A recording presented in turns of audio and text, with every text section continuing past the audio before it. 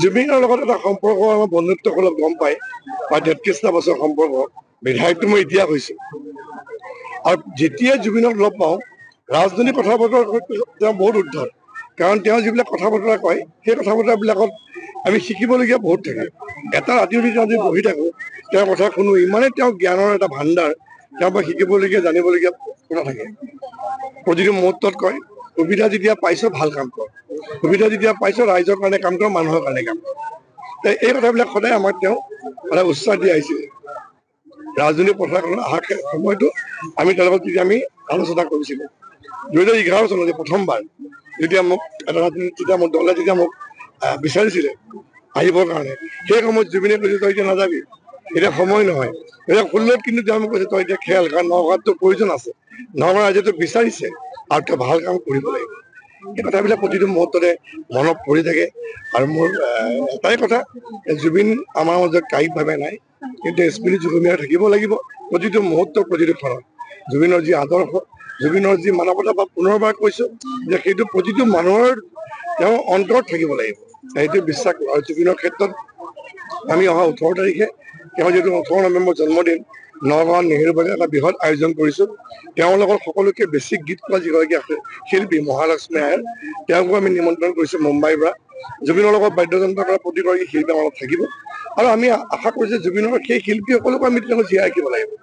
তেওঁলোককো আমি এখন মঞ্চ দিব লাগিব সেইটো আমাৰ উদ্দেশ্য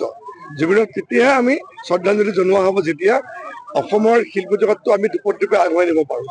গতিকে অকল জুবিন নাই বুলি যদি আমি গান শুনা বন্ধ হৈ যায় চিনেমা চোৱা বন্ধ হৈ যায় তেনেহ'লে আমাৰ শিল্পীসকলৰ অৱস্থা বেয়া হৈ যাব গতিকে মই ভাবোঁ যে আমি ৰৈ বিনালেতো চামেই গতিকে জুবিনৰ লগতে আমি সেই শিল্পীসকলকো আগুৱাই লগত দিব লাগিব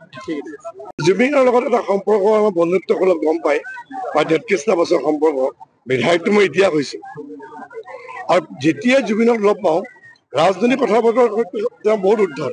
কাৰণ তেওঁ যিবিলাক কথা বতৰা কয় সেই কথা বতৰাবিলাকত আমি শিকিবলগীয়া বহুত থাকে এটা ৰাতি যদি তেওঁ যদি বহি থাকোঁ তেওঁৰ কথা শুনো ইমানেই তেওঁ জ্ঞানৰ এটা ভাণ্ডাৰ তেওঁৰ পৰা শিকিবলগীয়া জানিবলগীয়া কথা থাকে প্ৰতিটো মুহূৰ্তত কয় সুবিধা যেতিয়া পাইছ ভাল কাম কৰ সুবিধা যেতিয়া পাইছ ৰাইজৰ কাৰণে কাম কৰ মানুহৰ কাৰণে কাম কৰ এই কথাবিলাক সদায় আমাক তেওঁ সদায় উৎসাহ দি আহিছিলে ৰাজনৈতিক পথাৰখনত অহা সময়তো আমি তেওঁৰ লগত তেতিয়া আমি আলোচনা কৰিছিলোঁ ২০১১ চনত প্ৰথমবাৰ যেতিয়া মোক এটা তেতিয়া মোক দলে যেতিয়া মোক বিচাৰিছিলে আহিবৰ কাৰণে সেই সময়ত জুবিনে কৈছে তই এতিয়া নাযাবি এতিয়া সময় নহয় ২০১৬ত কিন্তু তেওঁ মোক কৈছে তই এতিয়া খেল কাৰণ নগাঁৱততো প্ৰয়োজন আছে নগাঁও ৰাইজেতো বিচাৰিছে আৰু তই ভাল কাম কৰিব লাগিব এই কথাবিলাক প্ৰতিটো মুহূৰ্ততে মনত পৰি থাকে আৰু মোৰ এটাই কথা জুবিন আমাৰ মাজত কায়িকভাৱে নাই কিন্তু স্মৃতি যুগমীয়া থাকিব লাগিব প্ৰতিটো মুহূৰ্ত প্ৰতিটো ক্ষণত জুবিনৰ যি আদৰ্শ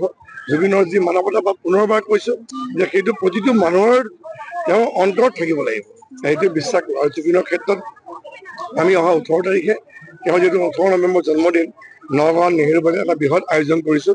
তেওঁৰ লগত সকলোতকৈ বেছি গীত গোৱা যিগৰাকী আছে শিল্পী মহালক্ষ্মী আয়াৰ তেওঁকো আমি নিমন্ত্ৰণ কৰিছোঁ মুম্বাইৰ পৰা জুবিনৰ লগত বাদ্যযন্ত্ৰ কৰা প্ৰতিগৰাকী শিল্পী আমাৰ থাকিব আৰু আমি আশা কৰোঁ যে জুবিনৰ সেই শিল্পীসকলকো আমি তেওঁলোকক জীয়াই ৰাখিব লাগিব তেওঁলোককো আমি এখন মঞ্চ দিব লাগিব সেইটো আমাৰ উদ্দেশ্য জুবিনক তেতিয়াহে আমি শ্ৰদ্ধাঞ্জলি জনোৱা হ'ব যেতিয়া অসমৰ শিল্প জগতটো আমি দুপে আগুৱাই নিব পাৰোঁ